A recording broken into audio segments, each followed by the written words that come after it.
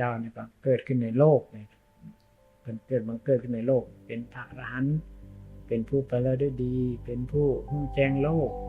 เป็นสารถีที่ฝึกคนที่ควรฝึก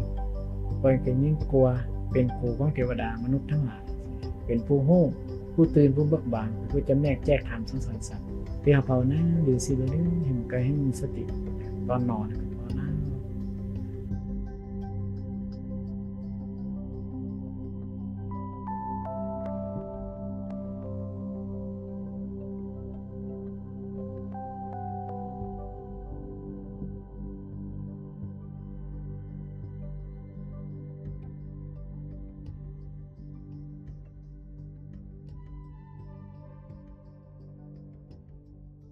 เคยตั้งความเพียรเพื่อ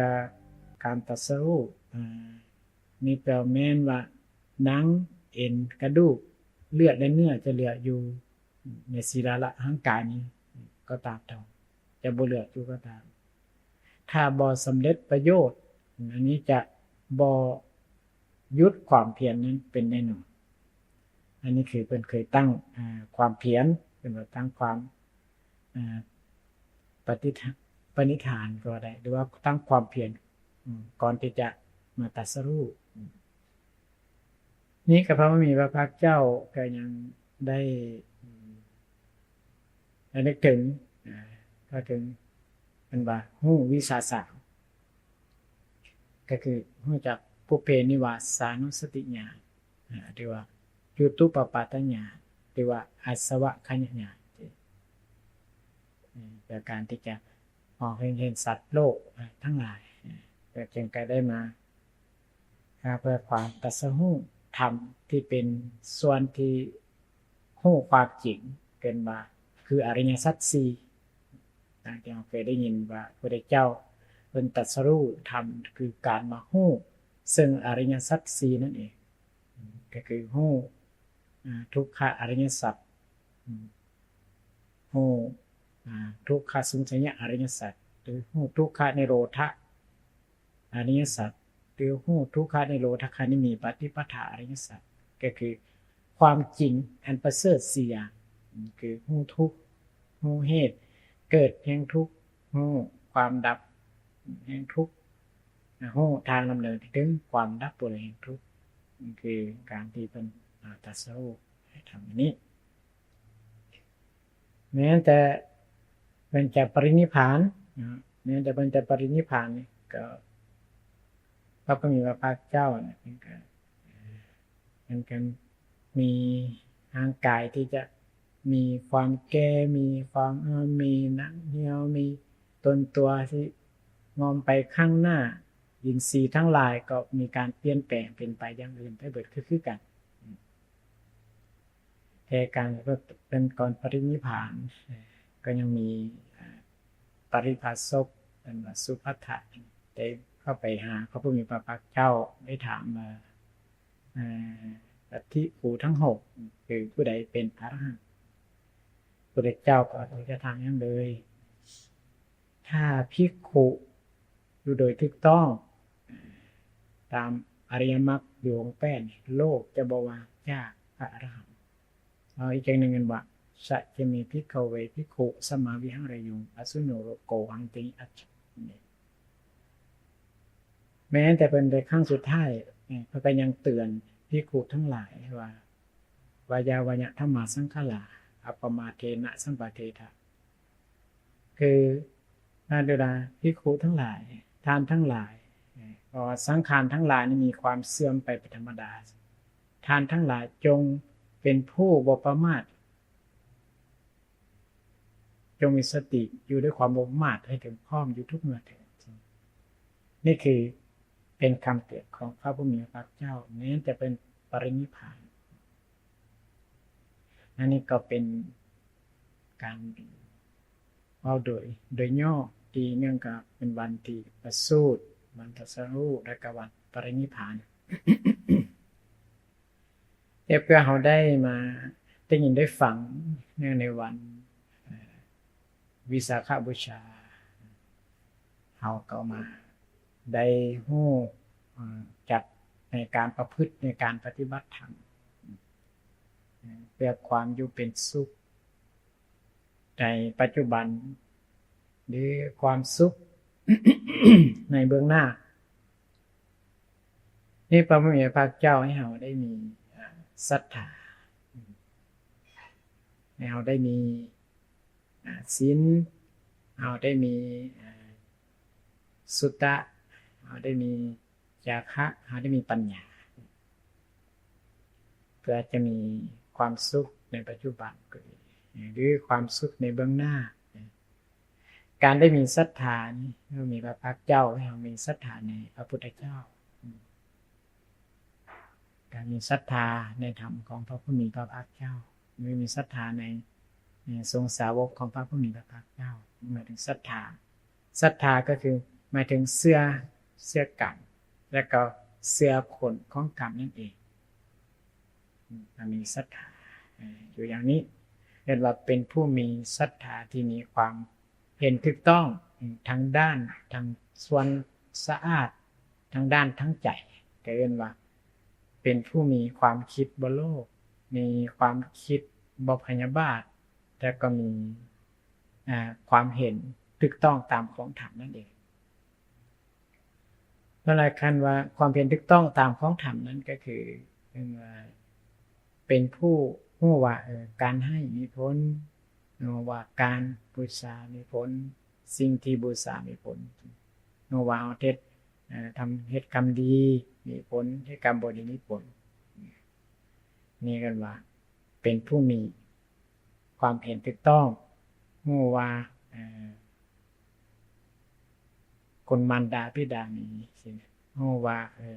โลกนี้มีโลกอื่นมีสิรู้ว่าอุปาติกะสัตว์มี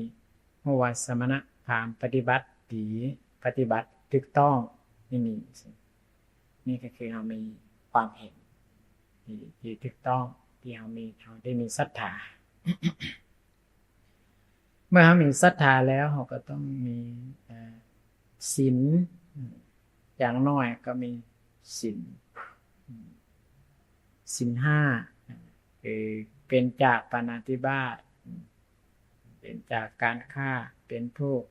วางงามไม่วางสัตราเป็นผู้มีความละอายเอ็นดูกุณาในบรรดาสัตว์ทั้งหลายหรือเราเป็นผู้เป็นจากอธินาทานคือเป็นจากการลักทรัพย์ถือเอาแต่สิ่งของที่เจ้าของเขาให้บ่เป็นการที่ลักบ่เป็นการขโมยเป็นคนสะอาดในการเป็นอยู่เป็นผู้เว้นจากการเมสุมิจฉาจารคือเป็นผู้เว้นจากการประพฤติผิดในกามซึ่งในหญิงที่ยังมีพ่อแม่รักษามีอ้ายเอื้อยนอกรักษามีญาติรักษามีธรรมรักษาหรือว่าหญิงที่เขามั่นไว้แล้วบ่ให้ผิดใจเหล่านั้นทุกรูปแบบมีศีลข้อที่เป็นจากการเว้าตัวเว้าแต่ความจริงมีความคัดสัตย์จริงมั่นคงในคำเว้าบ่เว้าแกล้งกาไปแก่โลกเอาตามภาษาชาวบ้านชาวเมืองที่เขาเว้ากันสมมุติบัดนี้บทที่นี้เป็นต้นคือศีลข้อที่5คือเว้นจากการดื่มน้ำเมามีสุราและเมลัยการเป็นที่ตั้งแห่งความประมาทนี่ก็เราได้มีศีลค่ะเอากับพยายามไปรักษาเพราะว่าการรักษาศีลก็คือรักษาตัวเองก็ชื่อว่ารักตัวเองด้วยก็ชื่อว่ารักผู้อื่นด้วยการได้มีศีลตอนนี้วิธีรักษาศีลพระผู้มีพระภาคเจ้าให้เรามีโยนิโสมนสิการะมีการไข้ควรมีการพิจารณาพอจะเห็นให้ศีลนั้นมีความบริสุทธิ์ทันใดเพราะว่าศีลมีความบริสุทธิ์ก็สละด้วยปัญญาที่มีความบริสุทธิ์นั้นก็สละด้วยศีลเหมือนกันการรักษาศีลต้องมีการไข้ควรการพิจารณาด้วยอันใดด้วยการได้ยินได้ฟังด้วยการด้วยการได้คบสัตบุรุษได้คบบัณฑิต หรือถือแนะนำในธรรมของสัตบุรุษแนะนำในธรรมของพระนิเจ้าเราไปเจ้าหรือเฮาเข้าไปหาสมณะเฮาก็ถามว่าควรรักษาศีลจังใดปฏิบัติจังใดเฮ็ดจังใดมันจะเฮาจะได้คำตอบขึ้นมาเราจะได้ปฏิบัติง่ายเพราะว่าการรักษาศีลนี้เป็นว่ารักษาด้วยปัญญามีสติมีปัญญากำกับเหมือนกับว่าให้มีสมาธิมีสติมีความระลึกได้ให้เหมือนว่าระลึกได้ถ้าว่าเราคิดจะฆ่าจะลักจะวิพิษจะตรวจจะดื่มน้ำเมาไปตั้งประมาทเราจงรู้ความคิดนั่นว่ามันคิดผิดเราก็ควรละความคิดนั้นทิ้งเสียนี่ก็คือกันว่าเรามีศรัทธามีศีลที่จะเพิ่มศีลให้มีความบริบูรณ์สมบูรณ์พอเป็นผู้ที่มีความหนักแน่นมีความมั่นคงมีความปกติในส่วนทั้งกายทั้งวาจาของเรา เพราะว่าอย่างเพราะว่าศีลมันจะเป็นที่หักของเทวดามนุษย์ทั้งหลายศีลนี่จะให้เกิดความสุขจนต่อตราบต่อเฒ่าจนแก่จนชราศีลนี่ก็อย่างถ้าศีลนั้นบริบูรณ์สมบูรณ์ถ้ามีสมาธิประมาณปัญญาประมาณมันก็ได้ศีลที่เป็นส่วนของพระอริยเจ้าหรือเป็นศีลที่พระอริยเจ้าพอใจจะไปสู่ศีลที่บ่ขาดบ่ทะลุบ่ด่างบ่ก้อยเป็นศีลที่เดินตามอริยอัตถังกิกมรรคคือมรรคองค์8คือเป็นศีลที่มีสัมมาวาจามีศีลที่มีการงานต้องมีศีลที่มีการเลี้ยงชีพอันถูกต้องตรงส่วนของสัมมาวาจาก็คือเป็นจากการเว้าตัวสินะการเว้าโซเชียลหรือการเว้าคำบ่สุภาพยากหรือเป็นจากการเว้าบ่เหลอันนี้คือเรียกว่าเป็นส่วนของศีลนี่คือเรียกว่าเขียนให้เฮานั้นเรียกว่าเป็นสิ่งที่พระเจ้าพอใจคือส่วนของกายคือสัมมากัมมันตะนี่ก็คือเรียกว่าเป็นจากการฆ่าการลักการวิพิษหรือส่วนการสมาอาชีวะคือการเลี้ยงชีพอันถูกต้องคืออาชีพของเฮาคือเป็นโครคกรรมการปลูกฝังการเลี้ยงสัตว์กสิกรรมหรือวานิชกรรมการฆ่าหรืออาชีพอื่นๆหลายอาชีพที่เฮาเฮ็ดอยู่นะนี่เป็นอาชีพที่เป็นสัมมาเป็นอาชีพที่ถูกที่ต้องละอาชีพที่ผิดเสียนี่คือการได้มีศีลการมีศีลในอริยมรรคเป็นวงแปด จะเป็นศีลที่ให้เฮานั้นเป็นว่ามีความพอใจแม้แต่ว่าเราจะอยู่ในการงานใดเราจะมีความพอใจเป็นว่าในการงานของเราก็มีการเจริญสติก็ได้เรียนสมาธิก็ได้เพราะว่าเป็นจิตอธิษฐานการงานเป็นจิตที่มีอธิษฐานการงานคือว่ามีสติในการที่เรียกเฮ็ดงานนั้นอยู่เฮ็ดงานเฮ็ดการนั้นก็สามารถที่จะเฮ็ดให้เฮานั้นมีสติมีสมาธิด้วยแล้วก็มีศีลด้วย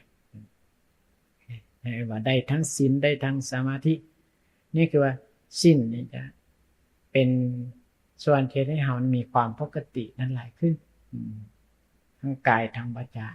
หลายขึ้นถ้าศีลที่เป็นกุศลมันมีความปกติทั้งกายและวาจาแล้วก็ทั้งใจชื่อว่าศีลกุศลนี่บ่เบียดเบียนตัวเองและก็บ่เบียดเบียนผู้อื่นบ่เบียดเบียนทั้งสองฝ่ายนั่นคือการรักษาศีลที่แนวนั้นรักตัวเองด้วยรักอื่นด้วยเอาอีกอย่างนึงกันว่ามีความเมตตาให้ตัวเองด้วยแล้วก็เชื่อมีความเมตตาผู้อื่นด้วยเหมือนรักผู้อื่นก็เหมือนรักเขาเองรักเขาเองก็เหมือนรักผู้อื่นนี่คือการได้มีศีลนี่คือมันจะมีความปกติทั้งกายแล้วก็ทั้งวาจา ดังนั้นพระมีพระภาคเจ้าที่ให้เรามีศีลนะคือว่านี่ก็เป็นเหตุให้เราได้มีความสุขในปัจจุบันด้วยอันนี้การได้มีสุตตะคือการได้ยินคือการได้ฟังคือการได้สังสมความดีนี่ทั้งหลายจากการได้ยินจากการได้ฟังจากการใคร่ควรจากการพิจารณาได้ยินได้ฟังหลักธรรมคำสอนพระผู้มีพระภาคเจ้าหรือสาวกหรือผู้ที่จะนำเอาหลักธรรมคำสอนพระผู้มีพระภาคเจ้ามาบอกมากล่าวมาเตือนมาชี้แจงมาแสดงมาเปิดเผยในกรณีให้เรานั้นได้สังสมสุตตะนี่คือในธรรมของตถาคตหมายถึงว่าได้เสพกรรมดีจากการได้ฟังในสิ่งที่ดีเมื่อเราได้ฟังสิ่งที่ดีแล้วเราจะได้ปัญญาเมื่อฟังเกิดปัญญาแล้วเราก็จะเฮ็ดให้ใจเรามีความบริสุทธิ์เมื่อใจมีความบริสุทธิ์ก็วาจาจะมีความบริสุทธิ์เมื่อวาจามีความบริสุทธิ์ก็ทั้งกายก็มีความบริสุทธิ์ฉะนั้นการได้ยินได้ฟังจะให้ถึงการบรรลุธรรมเพียงใดพระมีพระภาคเจ้าตรัสไว้นี้หรือเฮ็ดให้ความดีของเราอันนี้ที่ยังบ่เกิดก็เกิดขึ้นมาได้ความมั่นใจของเราที่ยังบ่มีก็จะมีขึ้นมาความแน่นอนที่ยังบ่เกิดสิเกิดขึ้นความจริงที่ยังบ่ทันประสบเราก็สิได้ประสบความจริงขึ้นมาเพราะว่าได้สัมผัสความจริงหรือเนื้อแท้ของการประพฤติของการปฏิบัติของเราก็คือเราจะได้มันในการที่จะต้องมีศรัทธาในการรักษาศีลในการได้ยินการได้ฟังอันนี้ส่วนของจาคะนี่คือการให้การแบ่งปันพระพุทธพระภาคเจ้าเป็นการถ้าว่าจะให้การแบ่งปันต้องให้ตามสติตามกำลังของเราต้องเห็นประโยชน์ว่าเราช่วยตนเองสนใจคนงานเพื่อความอยู่เย็นเป็นสุขหรือการได้ช่วยเหลือสังคมหรือการได้แบ่งทรัพย์บำเพ็ญบุญนี่เขาก็ต้องมีการพิจารณามีการไข้ควรอย่างคักแน่เพราะว่าการให้ของเรานั้นแม้ถึงมันน้อยแต่ว่าให้ด้วยใจอันบริสุทธิ์อันนี้กันว่าให้น้อยก็ยังมีผลหลายให้หลายก็มีผลหลายนี่คือว่าการให้มันต้องตามกำลังถ้าเป็นวัตถุแต่การให้อันนั้นอีกคือว่าการได้ให้อภัยทานสิการให้ความบ่เบียดเบียนให้ความบ่พยาบาทให้ความบ่เบียดเบียนอันนี้คือการให้ที่เป็นทานอันใหญ่เป็นมหาทานเป็นทานอันใหญ่ทานอันสูงสุดถ้าเราประพฤติปฏิบัติได้ทานตัวนี้จะว่าประเสริฐที่สุดเลยเพราะว่าทานตัวนี้มันสละอกุศลกรรมได้ทั้งกายทั้งวาจาทั้งใจของเราที่เราไปเคยฆ่าเคยลักเคยพูดผิดเคยเว้าตัวเว้าโซเชียลคำเนี่ยเคยคิดโลภคิดอิจฉาพยาบาทเป็นเจ้าของต่างถ้าได้ส่วนของมหาทานเป็นทานด้วยปราศจากความที่เป็นมลทินคือมลทินในภพนี้ภพหน้านี้เป็นว่าคืออกุศลธรรมคือการสละส่วนทั้งใจออกนะความมัจฉริยะคือความที่ความเหนียวแน่นหมายถึงความยึดความถือเรื่องน้อยๆก็เป็นเรื่องใหญ่ๆสิอันนี้ถ้าเราสละนี่ว่าในเรื่องใหญ่ๆก็เป็นเรื่องน้อยๆเรื่องน้อยๆก็เป็นเหมือนกับบ่มีนี่ก็เรียกว่าการสละความคิดที่อกุศลพ้นอีกด้วยสินับแต่ความคิดโลภคิดอิจฉาพยาบาทจะมีปัญญาในสละออกหรือจะเว้าหรือจะเฮ็ดในฟังบ้าอกุศลจะมีปัญญาสละออกได้นี่คือส่วนของจาคานสตินี่มันจะเป็นเรื่องการจาคะนี่มันจะหมายถึงการสละวัตถุกับส่วนนึงส่วนที่จะเป็นส่วนของจิตใจอีกแล้วนี้ส่วนของปัญญาคือปัญญานี่พระมีพระภาคเจ้านี่คืออย่างน้อยเขาก็รู้ธรรมอันใดมีโทษบ่มีโทษทำได้เป็นประโยชน์เป็นประโยชน์ทำอันใดทางเสื่อมอันใดทางเจริญอันใดทำอันใดอธรรมนี่นะต้องรู้ทำอันนี้หรือรู้ลึกซึ้งไปอีกถึงพร้อมด้วยปัญญานั่นคือเอิ้นว่า โอ้เห็นการเกิดเห็นการดับเห็นการละนิวรณ์ห้าเห็นละการบาปอกุศลหรือเราสร้างเหตุที่จะแห่งส่วนปรารถนาอยู่เราก็ต้องละความคิดเพ่งเล็งทรัพย์ประกอบในทรัพย์ของผู้อื่นแล้วก็มาละพยาบาทละความหดหู่ท้อถอยละความฟุ้งซ่านรำคาญละความลังเลสงสัยนี่คือส่วนนี้คือเตือนให้ปัญญานั้นมันถอยกำลังถ้าเราฝึกละตัวนี้จะให้ปัญญานั้นจะบ่ถอยกำลังเป็นการเจริญของปัญญาก็คือการได้มาฝึกฝนอีกตื่มการที่จะเพิ่มสติเพิ่มปัญญานี้เกิดขึ้นอีกก็คือการได้เจริญภาวนาหรือกายคตาสติหรืออานาปานสติหรือการได้ครบสัตตบุรุษการได้ฟังพระสัทธรรมการได้มีการไขควรพิจารณาและมีการได้ประพฤติธรรมสมควรแก่ธรรมจะเป็นเหตุที่ให้เฮานั้นละอกุศลกรรมได้แต่ก็กุศลส่วนกุศลทางดีนะจ๊ะจะมีหรือความดีใดๆปรากฏหรือปัญญาจะเกิดขึ้นมาเป็นปัญญาใหญ่ปัญญากว้างขวางปัญญาละเลินปัญญาว่องปัญญาไวปัญญาเสียบแหลมปัญญาเหมือนแผ่นดินปัญญาเจาะแทงกิเลสเป็นปัญญาที่จะสละบาปกุศลนั้นด้วยนี่คือส่วนของปัญญานี่ถ้าเรามีลักธรรมในส่วนนี้ก็ชื่อว่าเฮานั้นเรียกว่าตั้งอยู่ในกุศลกุศลธรรมได้ชื่อว่าจะได้ความดีในภพเบื้องนี้ภพตอนนี้ก็ได้หรือในภพเบื้องหน้าก็ได้แล้วเป็นลักธรรมเป็นสิ่งที่น่าปรารถนาน่าใครน่าพอใจในส่วนลักธรรมนี่เอาส่วนลักธรรมไปประพฤติเอาไปปฏิบัติคืออยากเพิ่มขึ้นมาเติมอีกเอากลับไปมันพิจารณาไปมันภาวนาอีกตื่มคือการเจริญสติคือการเจริญสมาธิเราก็มีสติในสัมปชัญญะนี่ก็ได้มีสติการกลับไปมีสติการกลับมามีสติการเลี้ยวการเบิ่งการอยู่การคู่การเหยียดการหนุ่มการถือมีสติการดื่มการกินการสันการรับประทานหรือการสติของการถ่ายอุจจาระปัสสาวะสติของการรับการตื่นไม่มีสติมีสัมปชัญญะคือการนี่คือเพิ่มความดีของเราที่มีอยู่มันจะเพิ่มขึ้นมาจากที่อย่างบ่หันสว่างมันก็สิว่างมันสว่างไปจากมืดมาก็สิสว่างไปหรือจากที่เฮาสว่างมาแล้วก็สิสว่างไปเฮาใส่หลักธรรมนี่ก็เฮ็ดให้เฮามีความสว่างนี่ในที่คือจากที่เฮาบ่เคยกายวาจาใจยังบ่บริสุทธิ์เฮ็ดเจนให้ว่ากายวาจาใจของเฮามีความบริสุทธิ์จากที่ยังมืดมาสู่แสงสว่างจากที่สว่างแล้วก็สว่างไปนี่คือเฮานั้นมืดมาแล้วต้องสว่างไปพยายามเฮาสว่างมาแล้วต้องให้มันสว่างไปอีกนี่คือใส่หลักธรรมคำสอนที่พระผู้มีพระเจ้านี่คือเฮาพยายามเอาไปเฮ็ดหรือไปเว้าไปเบิ่งตัวจริงกับชีวิตกับหน้าที่การงานของเฮาเพื่อจะได้ละความคิดละความคิดนี่เลยละตัวอกุศลกรรมแท้ๆจริงคือที่เป็นหัวหน้าของอกุศลกรรมทั้งหลายหรือหัวหน้าของความดีทั้งหลายนี่คือใจที่ละความทั้งใจนี่ก่อนเพราะว่าทั้งใจนี่คือการฝึกนี่คือต้องละส่วนของทั้งใจเพื่อให้จิตใจสะอาด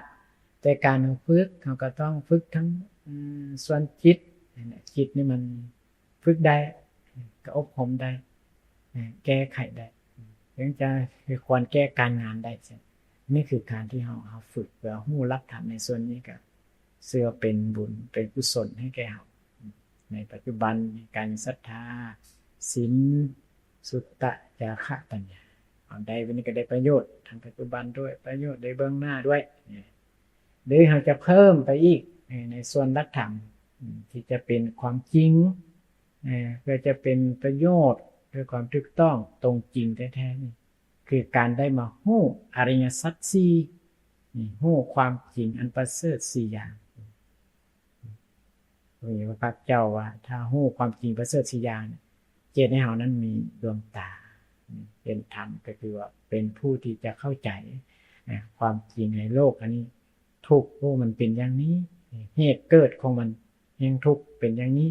ความดับแห่งทุกข์เป็นอย่างนี้ทางออกจากทุกข์นี้เป็นอย่างนี้เราจะได้ใครควรจะได้พิจารณามีความจริงอันประเสริฐสี่อย่างอย่างน้อยก็ทุกข์พระเจ้าให้กำหนดรู้เหตุเกิดแห่งทุกข์เป็นจะให้ละความดับแห่งทุกข์เป็นจะเหตุให้แจ้งทางออกจากทุกข์เป็นจะเหตุให้เกิดมีสันพระมีพระเจ้าจึงว่าเกิดมาเพื่อความรอบรู้ถูกรอบรู้ด้วยปัญญายิ่งแล้วก็ละด้วยปัญญาแล้วก็เห็นแจ้งด้วยปัญญานี้เฮ็ดให้เกิดมีด้วยปัญญานี้นี่คือว่าการใช้สติการใช้ปัญญาเพื่อจะละอกุศลกรรมของเฮาที่ยังบ่เกิดบ่ให้เกิดขึ้นหรืออกุศลกรรมที่เกิดขึ้นแล้วนี่เขาจะสลับไปเขาจะทิ้งไปเรื่อยๆพอมันจะเกิดเรื่อยมันก็กระทบเรื่อยเพราะว่าหยังพอผัสสะนี่เป็นเหตุเกิดแห่งกรรมบอนดับกับบอนดับบอนผัสสะนี่เป็นบอนดับแห่งกรรมความหมายคำว่าผัสสะนี่คือว่าการได้สัมผัสทั้งตาการได้สัมผัสทั้งหูสัมผัสทั้งดังทั้งลิ้นทั้งกายและทั้งใจแปลว่าผัสสะมีบอนเกิดให้เกิดสุขก็อยู่นี่เกิดความทุกข์อยู่นี่เกิดบ่สุขบ่ทุกข์ก็อยู่นี่เป็นเหตุเป็นปัจจัยแล้วก็ดับไปบอนดับแห่งทุกข์กระดับบอนผัสสะนี่เองตาเห็นก็เมื่อวานนี้มันดีบ่ดีบ่ดีก็บ่เฮ็ดตามสิ่งที่ดีก็เบิ่งใครควรพิจารณาที่จะเอาออกมาเฮ็ดออกมาเว้าเพื่อจะเป็นประโยชน์แห่งตนแห่งผู้อื่นถึงแม้จะผ่านมาทั้งตาหูลิ้นกายใจนั่นจะว่าถึงจะแม่นมีศรัทธามีศีลมีสุตตะจาระปัญญาก็เหมือนกันเขาก็รักษาด้วยการระวังบนการกระทำนี่เองเพราะว่ากรรมมันหมายถึงพระเจ้าคำว่ากรรมะหมายถึงคือการเฮ็ดการเว้าการคิดเวลาคิดดีสิเว้าดีเฮ็ดดีเวลาคิดบ่ดีก็จะเว้าบ่ดีถ้าเฮาสลาดในเวลาคิดเองก็ได้คิดบ่ดีก็บ่เว้าบ่เฮ็ดเข้าไปถ้าคิดดีก็เบิ่งใครควรพิจารณาจะเป็นประโยชน์บ่ก่อนบ่หรือเป็นประโยชน์ที่หลังหรือแก้ไขก่อนแก้ไขที่หลังหรืองดไปก่อนอันนี้คือมันจะเป็นประโยชน์ให้แก่เราซึ่งคือการใช้หลักธรรมที่เป็นสิ่งสำคัญเพราะว่าการทำมีหลักธรรมการรู้ความจริงก็ไปใช้ได้เป็นประโยชน์แก่เราได้หรือวิธีนึงอีกที่เราจะเพิ่มขึ้นไปเติมถ้าเอาวิธีนี้เราบ่ทันรู้บ่เข้าใจแจ้งก็เพิ่มการเจริญสมาธิภาวนาด้วยอย่างการเฮาถ้าเฮารักษาศีลเฮาก็เลยนึกถึงศีลของเฮาถ้าว่าศีล5ก็เลยนึกถึงศีล5แต่ว่าให้เฮารักษาทุกวันก่อนเป็นรักษาทุกวันเลยมื้อเช้ามื้อสวยมื้อแลงตื่นมาก็เริ่มรักษาศีลบ่ฆ่าบ่ลักกบพิษบ่ตัวบ่ดื่มน้ำเมาเฮาก็รักษาไปเลยทุกวันมื้อแลงมาก็กวดเบิ่งมื้อนี้ได้ได้1บ่หรือ2 3 4 5ได้ครบถ้าได้ครบก็มื้อนี้เป็นบุญของเฮาแล้วเป็นลาภของเฮาแล้วดีแล้วถ้ามื้อใดยังขาดข้อใดข้อนึงมื้อนี้ยังขาดข้อนี้มื้อนี้ทุศีลข้อนึงหรือข้อ2หรือข้อ3ข้อ4เฮาจะได้รู้ว่าเฮามีศีลหรือเฮาขาดศีลทุศีลคือบ่มีศีลหรือทุศีลพอความหมายของว่าทุนี่มันยังเบาก็ได้ศีลยังเบาศีลยังกลางหรือศีลยังหนักที่สิ่งที่มีโทษหนักก็คือปาณาติบาตก็คือว่าถ้าว่าตัวที่กรรมหนักก็คือการฆ่าพ่อฆ่าตัวนี้เป็นโทษที่หนักสันพระเจ้าจะว่าบ่ทำกรรมที่เป็นบาปที่อกุศลในส่วนนี้แสดงว่าการให้เฮาภาวนาเบิ่งภาวนาถึงศีลข้อ1ข้อ2ข้อ3ข้อ4จะได้ทวนเบิ่งเพราะว่าการทวนการเรื่อยๆมันจะจำได้เมื่อมันจำได้เวลาประสบตัวจริงมันก็เฮารักษาศีลเด้สิเฮาก็อยากเว้นเพราะว่าสิ่งมันจะการรักษามันจะมีความเมตตาศีลข้อ1นี่พระเจ้าเป็น เฮ็ดให้เรามีความเมตตาแห่งสัตว์ทั้งหลายจะเป็นผู้มีอายุยืนข้อ2การบ่ลักทรัพย์เป็นผู้เจริญแห่งทรัพย์ข้อ3เป็นผู้บ่ก่อเวรบ่ก่อศัตรูกันข้อ4นี่เป็นไปไสจะถึกเป็นคนเว้าแล้วมีเป็นความจริงข้อที่5นะครับแต่บ่เป็นคนที่เสียจิตหรือว่าเป็นคนที่บ่เป็นวิปริตประหลาดอันนี้คือการได้มีศีลเหตุให้เรานั้นเกิดความสุขได้ในปัจจุบันนี่คือการได้ภาวนาเพิ่มเติมเบื้องต้นหรือภาวนาแบบการได้มีศรัทธาก็ภาวนาก็ได้เพราะว่าศรัทธานี้คือว่าแม่นศรัทธาในพระพุทธเจ้าการภาวนาเบิ่งพระพุทธเจ้านี่ก็เกิดขึ้นในโลกนี่เพิ่นเกิดบังเกิดขึ้นในโลกเป็นพระอรหันต์เป็นผู้ไปแล้วด้วยดีเป็นผู้รู้แจ้งโลกเป็นสารถีที่ฝึกคนที่ควรฝึกบ่ให้เป็นยิ่งกลัวเป็นครูของเทวดามนุษย์ทั้งหลายเป็นผู้รู้ผู้ตื่นผู้เบิกบานเป็นผู้จำแนกแจกธรรมสังสารสัตว์ที่เฮาภาวนาอยู่สิบ่ได้เห็นก็ให้มีสติตอนนอนก็ภาวนาก็เพิ่มศรัทธาของเฮาคือกันเพิ่มสติของเฮาคือกันเพิ่มสมาธิเพิ่มปัญญาเกิดขึ้นได้คือกันนั่นว่าเฮาสามารถที่จะเนื้อแท้หรือแกนธรรมเฮาสามารถที่จะจับเอามาใช้ได้เลยตัวใดหลักการตัวใดวิธีใดเอามาใช้ได้เลยเข้าไว้พอเราจะได้รู้ความจริงรู้ประโยชน์ในการที่เราได้ยินให้เราได้ฟังหลักธรรมนี่มันจะเกิดขึ้นมาแก่เราเมื่อเกิดขึ้นมาแก่เราแล้วเราก็จะมีความสุขได้ถ้าใช้หลักธรรมลักษณะนี้หรือหลักธรรมที่เบิ่งไปพิจารณาไปเบิ่งถึงอีกก็ได้นะพอหลักธรรมพระมีพระเจ้าจะมีหลายเจตให้เฮานั้นเป็นผู้จะเอามาใช้เพราะว่าในการดำเนินชีวิตของเฮาเด้ชาวจะให้มันดีขึ้นจากที่มันบ่ดีให้ดีขึ้นจากที่เข้าใจผิดมาสู่ความเข้าใจถูกจากที่มีอันว่าภาษาชาวเมืองว่ามันมีกรรมมีบาปมีกรรมนั้นหลายทำให้สู้กันเป็นไปเพื่อความสิ้นกรรมสิ้นบาปสิ้นกรรมสามารถที่จะสิ้นได้ที่บ่แม่นกรรมหนักที่บ่ได้ฆ่าพ่อบ่ได้ฆ่าแม่บ่ได้ฆ่าพระอรหันต์บ่เป็นกรรมหนักก็สามารถที่จะทำที่สุดแห่งทุกข์นั่นแหละก็สามารถที่จะเข้าใจและทำมันได้แต่ว่าเฮาบ่ต้องไปคิดว่าเฮาเคยฆ่าสัตว์เฮาจะเป็นบ้าเฮาจะฆ่าศีลยันบ้าบ่ไม่คิดแบบนั้นทุกคนนี่มันก็เคยฆ่ามาด้วยกันเคยฆ่าเคยลักเคยพูดผิดเคยตัวว่าหรือว่าเสียคำหยาบเลยหรือเคยดื่มน้ำเมามาคือกันใช่ต่างแต่ว่าเมื่อใดเรารักษาจะเริ่มมีสติมีสัมปชัญญะจะมีประโยชน์ในการที่จะฮักตัวเองฮักผู้อื่นในตัวเลยจะเป็นที่ฮักของผู้อื่นด้วยเพราะว่าเพราะเราบ่ได้เบียดเบียนกันโดยเจ้าการบ่เบียดเบียนจะเป็นความสุขในโลกสิเราเฮ็ดหยังเพื่อความบ่เบียดเบียนแต่สำคัญให้เราถ้ามีใจบ่มีความเบียดเบียนก่อนถ้าใจเราบ่เบียดเบียนแล้วก็วาจาก็บ่เบียดเบียน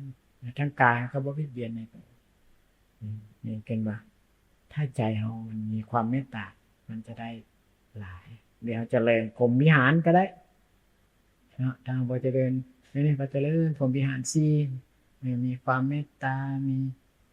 กรุณามุทิตามีอุเบกขาเนี่ยเหมือนกับพ่อแม่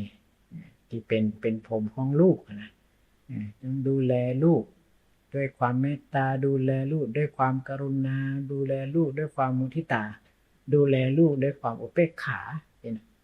นั่นพระเจ้าว่าเหมือนลูกเนี่ยลูกเนี่ยปฏิบัติมารดาบิดาบูชามารดาบิดาในเงินของตนเงินนั้นก็ชื่อว่ามีพรหมเงินนั้นชื่อว่ามีเทวดาเงินนั้นชื่อว่ามีอาจารย์ชื่อเงินนั้นชื่อว่ามีอริยบุคคลพระเจ้าสรรเสริญคือมารดาบิดาสินะเฮาก็ปฏิบัติต่อมารดาบิดาต่อพ่อต่อแม่ต่อ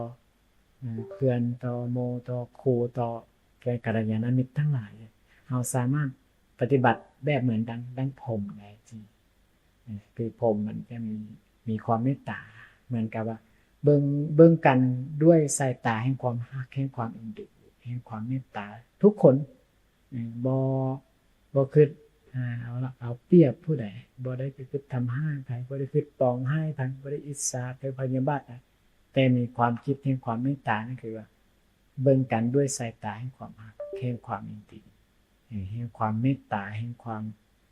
กรุณาแห่งความมุทิตาเจตให้เฮานั้นอยู่เหมือนดังพรหมนี่ก็หมายถึงว่าเป็นสิ่งที่เป็นวิหารธรรมเป็นเครื่องอยู่ที่เป็นสุขที่บ่มีความเบียดเบียนไผต่อไผนี่คือความเมตตาแห่งสัตว์ทั้งหลายมันจะมีความสุขมีความเจริญได้อันนี้ใช้หลักธรรมแบบนี้ก็ได้ที่เราบ่ใช้หลักธรรมแบบนี้เราก็ใช้หลักธรรมที่จะทำหน้าที่ต่อกันก็ยังได้อีกลูกปฏิบัติต่อพ่อแม่โดย5ประการดันนึกเพิ่นเลี้ยงมาก็จะเลี้ยงเพิ่นตอบสิซอยเวียกซอยคิดซอยการงานของพ่อแม่หรือจะดำรงตระกูลของพ่อแม่หรือจะเป็นผู้ประพฤติตนให้สมเป็นทายาทที่ดีหรือว่าเมื่อเป็นลงรับไปก็ทำบุญอันนี้ก็เป็นหน้าที่ของลูกที่หรือพ่อแม่บัดนี้พ่อแม่ก็ต้องเป็นผู้ห้ามเด้พระเจ้าให้พ่อแม่นี่คือมันเป็นอาจารย์คนแรกเลยคือห้ามลูกบ่ให้ความชั่วต้องห้ามเด้ให้ลูกตั้งอยู่ในความดีนี่ก็ต้องได้บอกเรื่อยๆนี่นะบ่ให้ปะบ่ให้ละบ่ให้เลยให้ลูกได้ห้ำเรียนวิชาความรู้ว่าศิลปะปัญญาวิชาความรู้ให้ลูกได้ห้ำเรียนหนังสือมันซะในยุคซุมื้อนี้คันเป็นภาษาชาวเมืองก็ให้เรียนพุ่นแหละ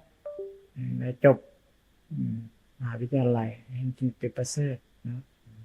ปริญญาตรีปริญญาโทปริญญาเอกอย่างน้อยให้จบม.เจ็ดในยุคปัจจุบันก็ยังดีนะครับยุคปัจจุบันแต่ละครั้งนั้นยังเพิ่มในการเรียนรู้ซึ่งศีลธรรมจริยธรรม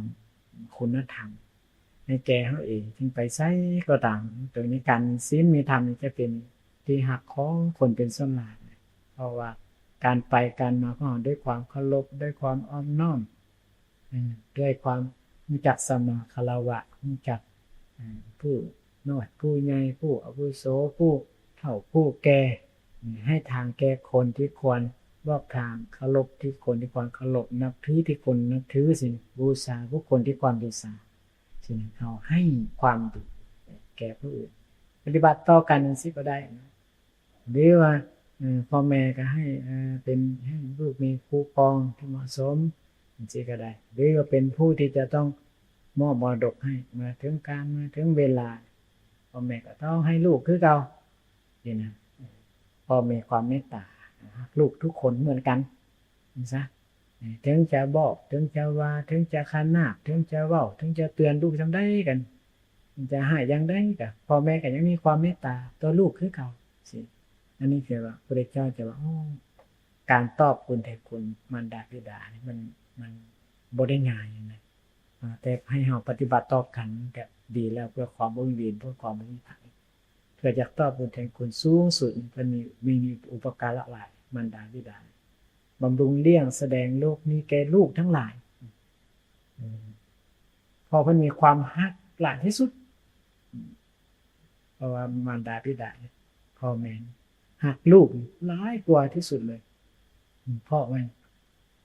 ว่าความรักตัวนี้มันเหมือนพระเจ้าประมาณเหมือนเสือกที่มัดลมๆแต่ว่ามันแก้ยากรักหลายลูกต้องรักหลายที่สุดเลยบ่มีผู้ใดเหมือนนี่ก็คือว่าเอาใช้ความดีในการมีศีลมีธรรมที่จะตอบคุณแทนคุณต่อมารดาบิดาหรือจะทำหน้าที่ของความเป็นผัวที่ดีเป็นเมียที่ดีก็ได้เนาะหลักธรรมตัวนี้เอาไปใช้ก็ได้เป็นหน้าที่ของเมียของพวกก่อนเนี่ยพระเจ้าเพิ่นจะให้ยกย่องเมียได้สิ2มาบ่ดูถูกบ่ดูหมิ่นเมียต่อหน้ารับหลัง3นี่บ่นอกใจ4นี่คือมอบความเป็นใหญ่ให้ที่บ้านที่5มานี่ก็มันให้เครื่องประดับเพราะว่ามักมีของฝากของต้อนและใครเจ้าจะดีใจ ลักษณะของนี้คือหน้าที่ของผัวที่จะปฏิบัติต่อเมียหรือหน้าที่ของเมียกับปฏิบัติต่อผัวคือกัน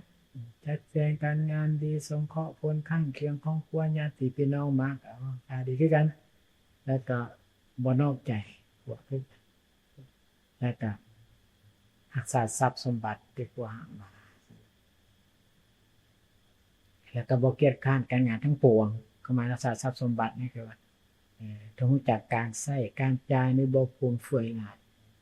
บ่ฟืดเครื่องแล้วก็บ่ฟุ่มเฟือยให้พอดีบ่ให้เฮ็ดเหมือนกับกินมะเดื่อกัดแล้วก็ชิมกัดแล้วก็ทิ้งให้ใช้จ่ายแบบพอดีก็จะให้ครอบครัวนั้นกันความสุขต่อกันด้วยถ้าว่าดีอีกขึ้นมาเมียก็รักษาศีล5ผัวก็รักษาศีล5นี่พระเจ้าอ่ะนี่คือเทวดาอยู่กับเทวดาจะมีความสุขนะแล้วธาตุที่ดีๆนะจะมาเกิดน้ำธาตุที่มีศีลถ้ามีศีลจะมาเกิดนะธาตุที่มีศรัทธาที่มีศรัทธามาเกิดธาตุที่มีจาคะสมาเกิดก็ธาตุที่มีปัญญาจะมาเกิดเพราะว่าธาตุของความดีธาตุจะไหลไปสู่ธาตุอันพระเจ้าจะว่าสร้างกรรมดีแล้วมีผลเมื่อเรารักษาศีลเป็นกรรมดีกรรมจะมีผลสร้างกรรมที่เป็นความเจริญพยายามรักษาได้บ่ได้ก็บ่ได้เป็นอย่างได้สำใดก็เอาซ้ำนั้นนะรักษาทุกว่าโดนไปจะเข้าใจรักษาศีลโดยบ่ยากเลยบ่เป็นรักษาข้อแต่เฮารักษาคือการประพฤติเลยเวลาไปอยู่ไสเฮาแล้วนึกถึงได้ปั๊บศีลปั๊บเป็นเหมือนกับเรานึกถึงความดีพวกมีความดีแบบนี้เมียมีความดีแบบนี้เจ๊เฮาความภูมิใจเท่ากันด้วยกันอันนี้คือเป็นหน้าที่ของผัวของเมียที่ต้องปฏิบัติต่อกันกับทุกเหตุใดนี่ก็เป็นส่วนที่ดีส่วนหลักธรรมเนื่องจากวันนี้ก็เป็นวันที่วิสาขบูชาเป็นวันที่พระเจ้าประสูติวันพระเจ้าตรัสรู้พระเจ้าปรินิพพานเนี่ยให้เราระลึกถึงธรรมของเพิ่นนั้นที่เพิ่นตัดไว้ดีแล้วเนี่ยเป็นศาสดาแทนเพิ่นต่อไปเฮาใส่หลักธรรมพุ่นมันเอาไปประพฤติปฏิบัติเฮาจะเฮ็ดเวียกหยังทำงานการหยังหน้าที่ใดเอาหลักธรรมไปใส่เลยนี่จะให้เฮานั้นอยู่เย็นเป็นสุขได้หรือนี่บ่มีเวรบ่มีภัยทั้งหลายมันจะบ่เกิดขึ้นเพราะว่าเวรภัยทั้งหลายมันเกิดจากคนผานพระเจ้าบ่ได้เกิดจากบัณฑิตเพราะความหมายบัณฑิตนี่คือการประพฤติทั้งกายวาจาใจให้บริสุทธิ์เรื่อยๆเนี่ยจะเป็นบัณฑิตความเป็นบัณฑิตอยู่วันนี้นะหรือความดีใดๆจะปรากฏขึ้นมาอีกเฮ็ดประพฤติถูกต้องด้วยกายด้วยวาจาใจความดีนะมันจะปรากฏขึ้นมาให้แก่เราอีกด้วยจะเจริญธรรมอย่างอื่นก็เป็นประโยชน์จะเฮ็ดอันอื่นก็เป็นประโยชน์สินะมันจะเกิดประโยชน์พอพระพุทธเจ้านี่เพิ่นจะแสดงธรรมว่าต้องจริงต้องแท้แล้วเป็นประโยชน์และก็เป็นที่ฮักของผู้อื่นพระพุทธเจ้าจะให้เฮาเฮ็ดเรื่อยๆปฏิบัติเอาอย่างนี้เรื่อยๆสิให้เฮามั่นใจในการกระทำของเฮาแล้วมีผลการเฮ็ดของมีผลการเว้ามีผลการคิดแต่เมื่อการคิดฝ่ายดีเว้าไปฝ่ายดีนี่ก็เฮ็ดไปฝ่ายทั้งดีนะฮะก็พอแล้วเกิดความสุขเฮ็ดแล้วเกิดความสุขคิดแล้วเป็นไปเพื่อความสุขเฮ็ดแล้วบ่เบียดเบียนตนเองผู้อื่นเว้าแล้วบ่เบียดเบียนตนเองผู้อื่นคิดแล้วบ่เป็นไปเพื่อเบียดเบียนตนเองผู้อื่นแน่นอนความสุขนั้นจะมีเกิดขึ้นมาให้แก่เราในภพปัจจุบันด้วยในภพเบื้องหน้าด้วยในเวลาต่อไปด้วยความดีเนี่ยปรากฏให้แก่เราเมื่อเราน้อมไปในการที่อีหยังทำอีหยังจะสำเร็จประโยชน์นั้นได้ไหวเพราะว่าการที่ความดีย่อมมีผลมีเราเชื่อมั่นในการกระทำของเราแบบนี้ในวันวิสาขบูชาที่เราได้ยินได้ฟังจากรายการสารธรรมคือว่าเป็นธรรมที่เป็นเนื้อแท้เป็นความจริงที่จะเราไปเฮ็ดแล้วก็เกิดประโยชน์ให้แก่เราได้สุดท้ายก็ให้สาธุชนบุษนิกชนทั้งหลาย ที่ได้ยินได้ฟังติดตามรายการสารธรรมในวันนี้อยากให้มีความสุขมีความเจริญในศีลในธรรมในการคงเรืองปรารถนาสิ่งใดที่ประกอบด้วยศีลด้วยธรรมแล้วก็มีสมปรารถนาด้วยกันทุกท่านทุกตนทุกคนเถิดเจริญพร